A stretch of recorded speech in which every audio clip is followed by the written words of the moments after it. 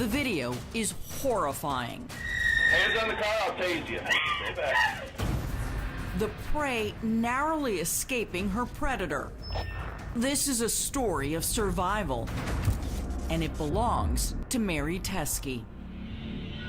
It's a sleeping with the enemy nightmare that started like a puppy love dream. He was my first boyfriend, and he was so sweet and wonderful.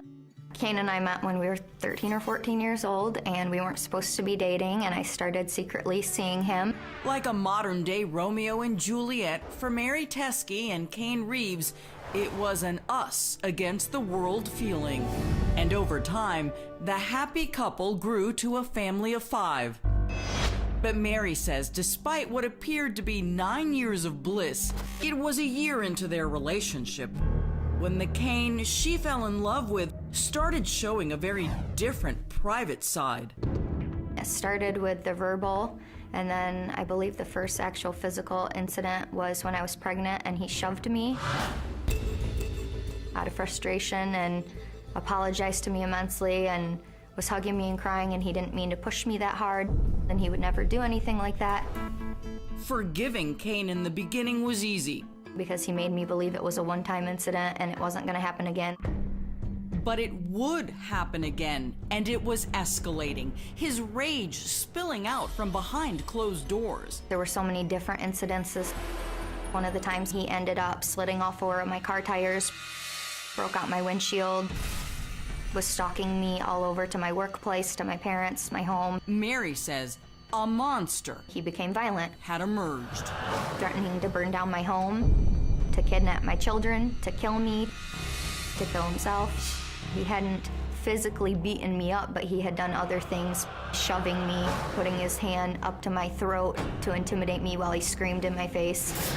Definitely scary intimidation. Mary says she'd call the police, then never follow through. I recanted my statements multiple times, or if he was charged, I didn't press it as hard as it needed to be because I was trying to forgive him and hoped he would get help. But he wasn't changing. So Mary got a restraining order. Not that Kane cared. He said, "That's just a piece of paper, it's not gonna do anything." Mary says she tried leaving Kane many times, but there were always serious consequences for that. Each attempt would bring escalating violence. I was very fear-driven, so I stayed with him and thought maybe I could just put up with it. I mean, I did love him, I did want to help him and change him. I wanted to be a family, I didn't want to break our family apart. But it was more fear than anything was the reason I stayed. Then, after years of emotional, psychological, and physical terror, Mary says she finally got the courage to make a break away from Kane. Forever. But first, she needed to go back to the house to pick up a few belongings. Should be safe. Kane is supposed to be out of town. I get out of my vehicle, and I have my 2 daughters. I open the door. Immediately, I'm just thrown to the ground, smashing my face in. The children are thrown and flung from my arms. Kane had broken in and was there lying in wait with revenge on his mind. I remember going in and out of consciousness. I was able to push him off me and grab the girls and run outside. He grabbed the keys from me and threw me back to the ground, continued to beat my face in and smash my head into the ground and was choking me. It was fight or flight.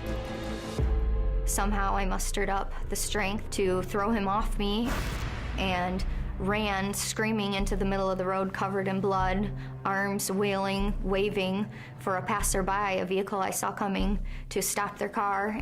They pulled over, they didn't get out of the car. Then, like a terrifying scene from a horror film. He grabbed me by the hair and dragged me all the way back inside. Coming up. He was smashing my face. I could hear the crunching of the bones. Then, a last desperate chance to escape caught on dash cam video. You're all bloody. Hey! It was extremely intimidating and scary, but I knew it had to tell the truth of what he did to me.